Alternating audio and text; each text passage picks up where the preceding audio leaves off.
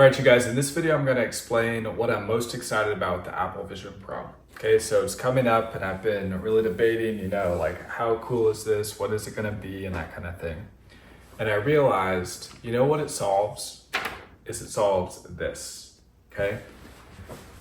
The evolution of the computer, right? We've seen this where we go and we turn into hunchbacks, okay? And I realized that I've been on a quest to solve this problem for years now, and the Apple Vision Pro solves it.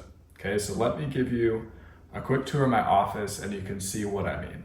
So here is my quest to make an office where I'm no longer Mr. Hunchback, but instead I'm more like, the guy standing up straight.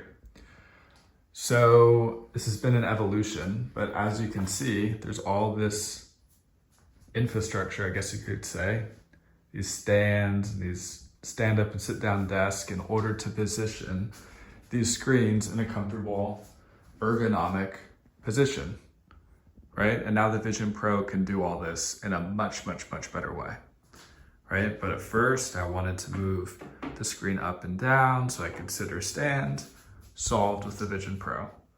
Okay, these other things like the treadmill, I guess I could still do that with the Vision Pro, but yeah. It's nice to be able to walk first thing in the morning when you're checking email.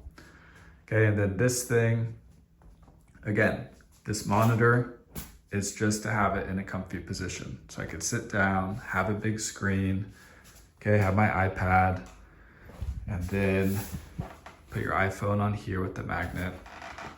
So there's all these floating screens so I can put my feet up and have a comfy ergonomic position.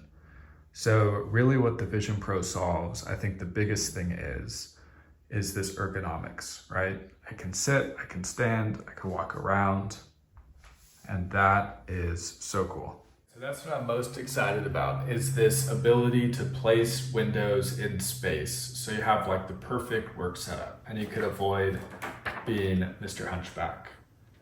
All right, so they're calling it spatial computing. The way I see it is it's like the evolution.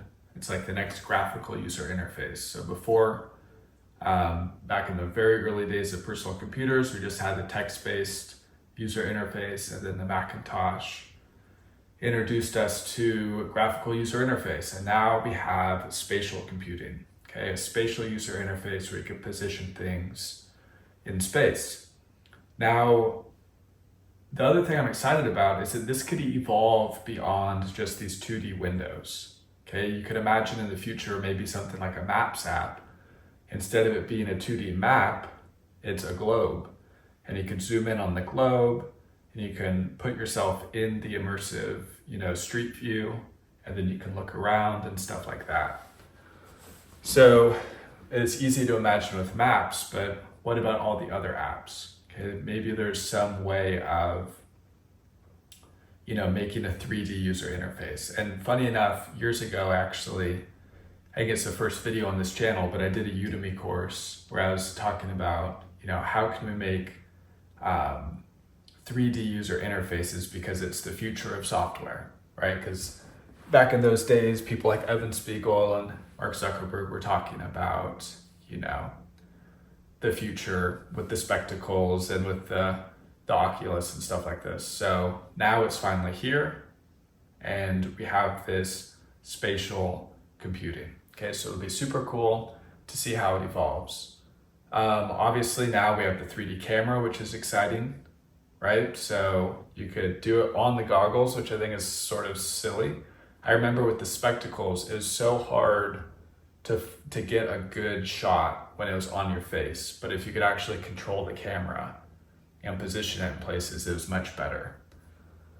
So I think that having the 3D camera built into the newest iPhones was definitely the way to go. I think that'll be much better to film things with that than it will be to have it on the actual headset itself. But yeah, I'm super excited about that. You can imagine all the different things you can do with 3D video content, whether it's a sports game where you're right on the side of the court, a concert, you could be on the stage or just off of the stage. You can have multiple angles, you can move all around. right? So it can be super cool to see how this evolves. Things like animation, right? Like Pixar, they can go back and have a 3D Toy Story or a 3D Ratatouille or whatever. Okay, super cool potential with that kind of stuff. The final thing that I think will be another big game changer is the communication aspect, right? So you create this 3D avatar and then you can do facial expressions. And so now when we're doing video calls, instead of staring at the person's neck, okay, because that's what we all do, we hold up and then we stare at the person's eyes, but it comes across as you're looking at their neck. And there's that weird thing where they tried to animate it so it looked like you're looking at them, but it just didn't work out, right? So now with the 3D avatars, we could actually have this sense of presence where you're looking right at the person. And I think that'll be super cool. Now, the real question is, will these goggles distract us from reality too much, right? It's cool that they did the pass through where you can see the person's eyes and that kind of stuff. But yeah, that's the one thing I'm a little worried about is people might become just immersed in these goggles too much. But luckily the battery's only 2 hours now, and so there'll be a limit. But no, I think we'll just have to develop proper manners. In some ways it'll be nice because I like to work and then put all my computers away. Like I even sleep with all my stuff in a different room.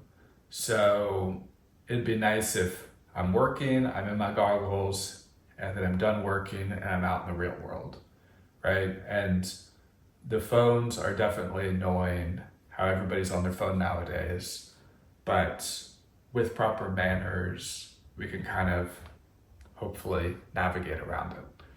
But anyways, that's my thought on the Apple Vision. I'm super excited about it. I haven't tried it out yet, but I'm going to be able to in the next few weeks, and that will be super exciting.